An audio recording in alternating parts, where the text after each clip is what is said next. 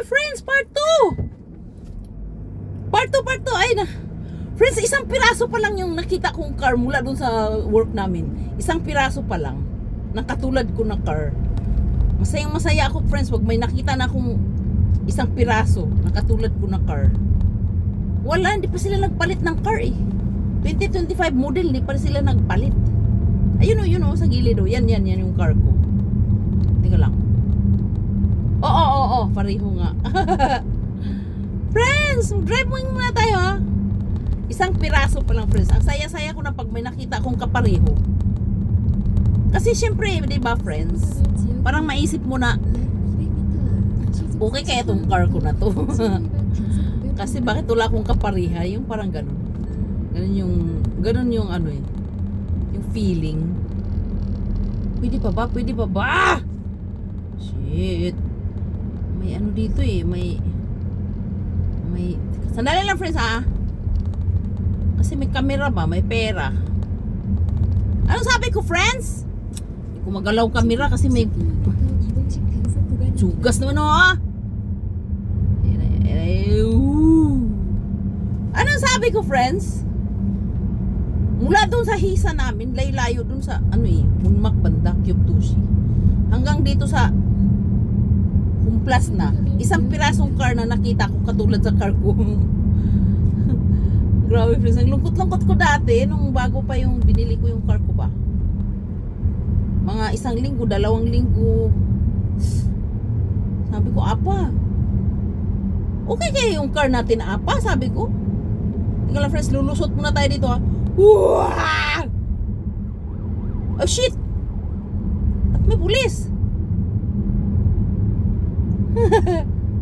Sabi ko, apa, okay kaya yung car natin? Wala akong kapareho talagang nakita eh. Ito ang sakit ng dibdib ko talaga. Mga 1 linggo, 2 linggo, 3 linggo may nakita na ako isang piraso, ganun. Ngayon may nakita ako isang piraso lang talaga mula sa hisa. Mula sa work. We're driving almost alas 7 na, 1 oras no? Isang car nakita ko. Hindi ka ba malungkot niyan, friends? Bili ka ng car, bagong brand new car, tapos wala kang kapariha. Di ba malungkot? Parang inisip ko, parang okay kaya itong car na to. Kasi ito eh, lahat kasi ano ba? Lahat ano to, di remote ba? Hindi mo alam kung okay siya or something, ganun. Kasi dati, di ba, iba pa yung mga car. Eh, may nakita na ako isang piraso eh. Okay na yun. Hindi pa sila nagpalit ng car. No? Love pa nila yung kanilang car. Okay. Hindi tayo nagharap. Sabi ko, ipasyal ko kayo eh. Hindi na naman forward sa ano. Ikat-kat na naman to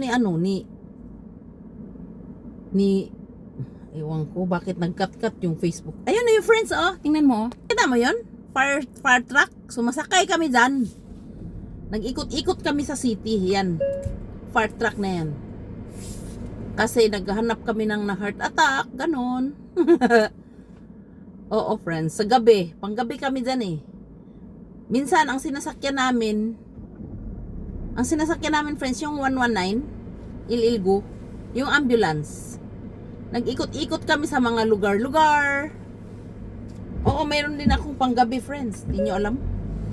Nag-ikot-ikot kami sa mga lugar-lugar. Naghahanap kami ng mga taong mga lasting or na heart attack, ganon. Kasi huhulihin namin. Yung ganon ba?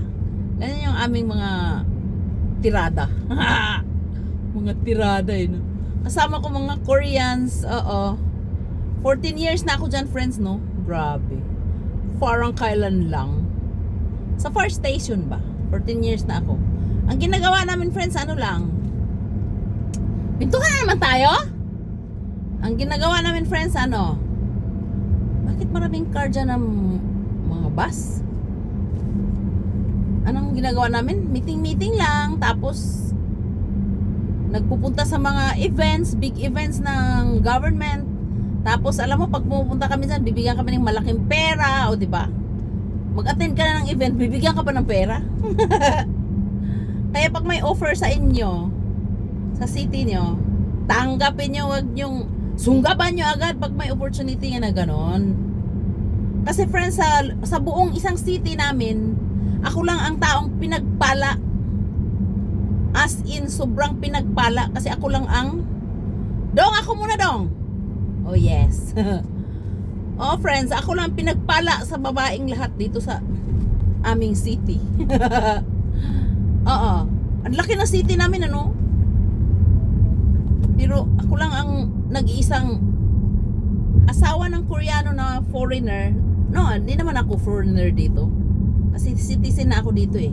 Kaso lang nag-ano kasi sila ba, nag-hire sila ng isang asawa ng Koreano, na Korean citizen, na isasali nila doon sa fire station na yun.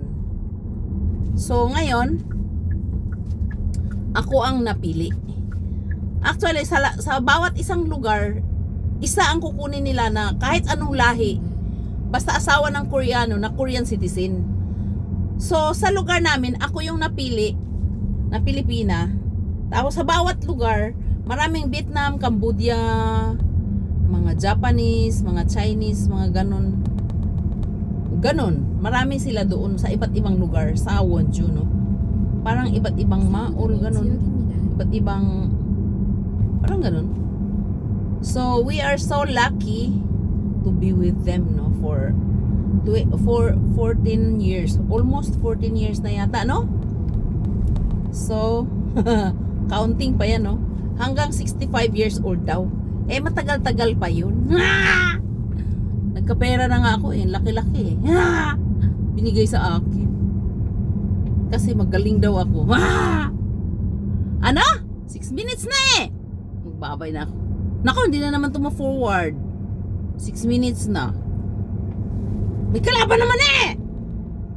Isasama ko kayo doon. Pang Facebook na lang to. Hindi na to pwede doon sa kabilang site. Kasi 10 minutes na eh.